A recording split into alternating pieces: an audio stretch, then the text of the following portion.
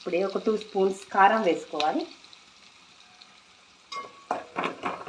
మీకు స్పైసీ ఎక్కువ వద్దనిపిస్తే ఒక 1 స్పూన్ సరిపోతుంది, ఎందుకంటే మనం పచ్చిపిచ్చి వేసేసాము కదా, అందుకోసమని.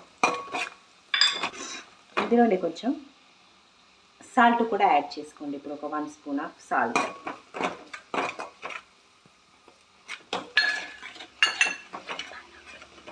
మనం చేసేది ఎగ్ నూడిల్స్ కాబట్టి ఒక 1 ఎగ్ వేసేసుకోండి ఇందులో.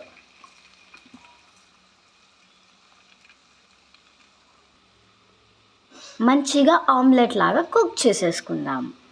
ఇలా ఎగ్ వేసిన తర్వాత కాసేపు కుక్ అయ్యే వరకు మనము ఒక మూత పెట్టేసి పక్కకు ఉంచేద్దాం. ఇలాగే ఇలా మనం మూత పెట్టేసుకోవాలి కాసేపు.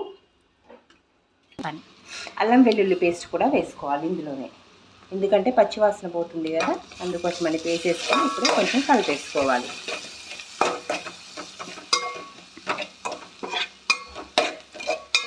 ఇలా మనం మిక్స్ చేసుకుంటూ ఉంటుంటే మనకి ఇలా వస్తుంది. మీకు ఇలా వద్దనుకుంటే గోల్డెన్ బ్రౌన్ కలర్ వచ్చేంత వరకు ఆగచ్చు. తర్వాత మనం మూత పెట్టేసుకొని 1 నిమిషం ఆగుదాము. ఇప్పుడు మనం ఇందులో బాయిల్ చేసి పక్కకు పెట్టుకున్నాం కదా నూడిల్స్, అది వేసేసుకోవాలి.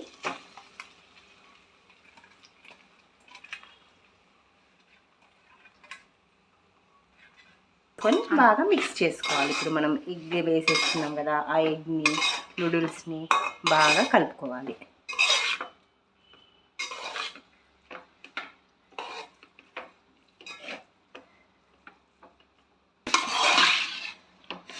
ఇలా బాగా కలుపుకొని కాసేపు మళ్ళీ ఒక 2 మినిట్స్ వరకు పెట్టుకోవాలి. మూత పెట్టేసుకోవాలి ఒక 2 మినిట్స్. ఇప్పుడు మనం ఇంకా నూడిల్స్ని కలిపేసుకొని ఫైనల్ టచ్గా